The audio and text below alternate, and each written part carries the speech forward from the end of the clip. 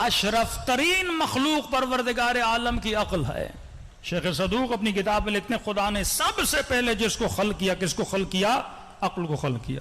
اکثر لوگوں کو یہ حدیث سمجھ میں نہیں آتی کہ عقل کو خلق کیا، پھر عقل کو کہا میرے قریب آ، عقل قریب آئی، پھر کہا مجھ سے دور چلی جا، پھر دور چلی گئی، پھر کہا دائیں جا، پھر دائیں چلی گئی. اس کے بعد خدا نے کہا کہ میں نے اپنی بہترین مخلوق اگر بنائی ہے عقل بنائی ہے. کہ اس کا مطلب کیا؟ میرے قریب آ، قریب آئی، دور جا، دور جا.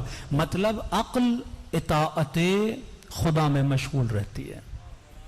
خدا کہتا ہے آ تو آتی ہے، خدا کہتا ہے جا تو جاتی ہے. خدا کہے اسماعیل کا گلا کاٹ، ابراہیم کاٹنے جاتے ہیں. خدا کہے نمرود کی آگ میں کود جا تو ابراہیم کود جاتے ہیں. یہ رضاً برضا کی منزل پہ ہوتے ہیں. اللہ کی مشیت، اللہ کی رضا کو دیکھتے ہوئے اپنی زندگی کو گزارتے ہیں. اب کیا ہر مومن کی عقل برابر ہے؟ کیا ہر بندہ جو پیدا ہوتا ہے سب کی سیم عقل ہوتی ہے؟ ایسا نہیں ہے. کسی کی عقل برابر نہیں ہوتی، کسی کی عقل سیم نہیں ہوتی. ایک ہی گھر میں ٹوینس بچے پیدا ہوں، جڑوا بچے، ایک ہی باپ کا لقمہ کھائیں، ایک ہی باپ کی زیر نظر تربیت میں رہیں، لیکن جب دونوں بیٹے بڑے ہوتے ہیں، مثلا ایک کنجوس ہوتا ہے، ایک سخی ہوتا ہے. جڑوا بچے ایک گھر میں پلے، ایک لقمہ کھایا، ایک تربیت پائی، ایک ماں کا دودھ پیا، لیکن ایک بڑا کنجوس، ایک بڑا سخی. ایک بچہ سفرے کے قریب جائے گا، چیزیں اٹھائے گا اور سب کو تقسیم کرتا ہوا دے گا. دوسرا بچہ مر جاؤ اس کے ہاتھ سے کوئی چیز لے ہی نہیں پاؤ گے، اتنا روئے گا اتنا روئے گا، آپ کو وہ چیز نہیں دے گا. تو پیدائش کے اعتبار سے ہر بندے کی عقل سیم نہیں ہوتی. لیکن ایک مثال دوں، آپ نے دیکھا ہوگا جب ریسنگ ہوتی ہے تو اس میں نمبرز ہوتے ہیں 1 2 3 4 5. وہ جو ریسنگ لائن ہوتی ہے وہ برابر نہیں ہوتی، کچھ آگے کچھ پیچھے. تو کبھی آپ نے سوچا یہ ناانصافی نہیں ہے کہ دوڑتے تو سب ایک ہی سیٹی پر ہیں لیکن کچھ کے نمبر آگے کچھ کے نمبر پیچھے.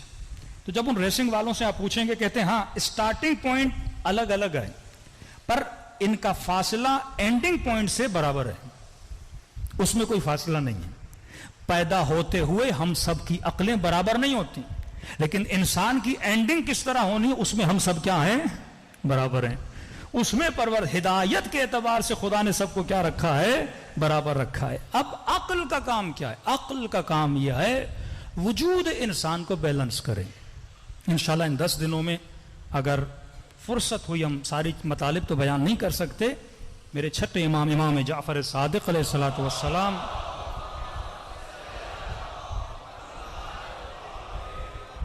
مولا کی ایک حدیث ہے جس کی شرح امام راحل امام خمینی نے لکھی ہے. جنود عقل اور جنود جہل، لشکر عقل لشکر جہل. کہتے ہیں 75 لشکر ہیں جہالت کے اور 75 لشکر ہیں عقل کے. یہ ہر انسان کے اندر ہیں، بالفعل یا بالقوہ. بچہ بچپن میں اگر حسود ہے، کنجوس ہے، تو یہ کنجوسی جہالت کے لشکریوں میں سے ایک لشکر ہے. اب اس نے بڑے ہو کر اس لشکر کو شکست دینی ہے اور اس کی جگہ پہ دوسرا لشکر، دوسرا سپاہی بٹھانا ہے جس کا نام کیا ہے؟ سخاوت ہے.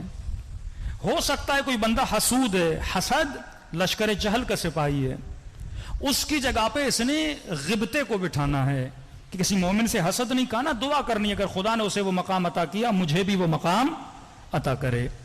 امام نے ایک ایک لشکر کا نام لیا کہ یہ ہر بندے کے وجود میں ہے اور علی والے کو کوشش کرنی چاہیے کہ جہالت کے لشکر کو ختم کرے، عقل کے لشکری کو بٹھائے. اب اگر یہ 75 لشکر ہمارے وجود میں آ گئے تو ہم سلمان بن جائیں گے، ہم ابو ذر بن جائیں گے، ہم میثم تمار بن جائیں گے. ہم مجلسوں میں میثم کی تعریفیں کرتے ہیں، حبیب کی تعریفیں کرتے ہیں، پتہ تو چلے حبیب کیسے بنا، میثم کیسے بنا.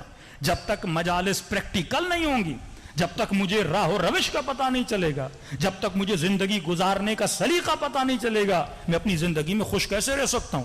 فرمایا مومن کے دل پر خدا ایک سکون نازل کرتا ہے کہ دنیا کا کوئی ٹینشن، کوئی پریشانی اس کے وجود کو تلاطم میں نہیں لا سکتی. یہ مومن وہ ہے جس نے ان جنود عقل اور جنود جہل، لشکر عقل اور لشکر جہل کو پہچانا ہے.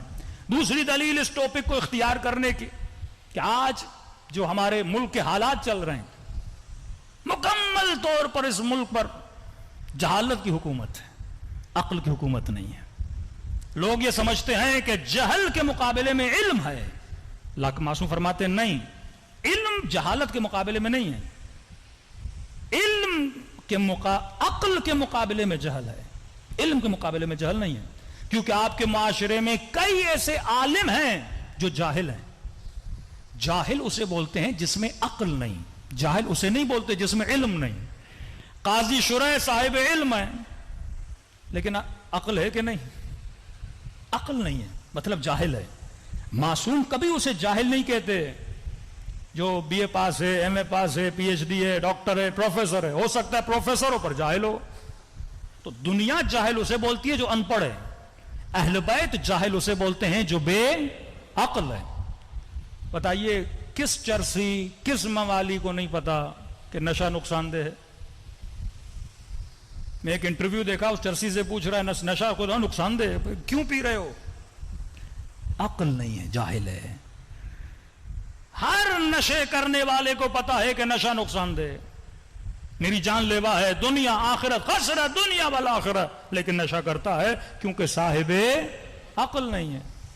یہ ناچنے والے، یہ گانے والے، یہ فحاشی پھیلانے والے، یہ ظلم کرنے والے، کس کو نہیں پتا کہ آخرت میں جواب دینا ہے؟ کس کو نہیں پتا کہ گناہ ہمیں جہنم کی طرف لے جائے گا؟ علم ہے اس کے پاس، عقل نہیں ہے۔ اس عقل کو بندہ مضبوط کرے۔ جناب یوسف کا واقعہ 100 آیتوں میں خدا نے بیان کیا، یہ بتانے کے لیے کہ شہوت تیرے پاس بھی ہے، شہوت سب کے پاس ہے۔ یوسف کے پاس بھی شہوت تھی، لیکن یوسف نے اپنی عقل کی مینجمنٹ کے اندر اپنی شہوت کو کیا کیا؟ کنٹرول کیا۔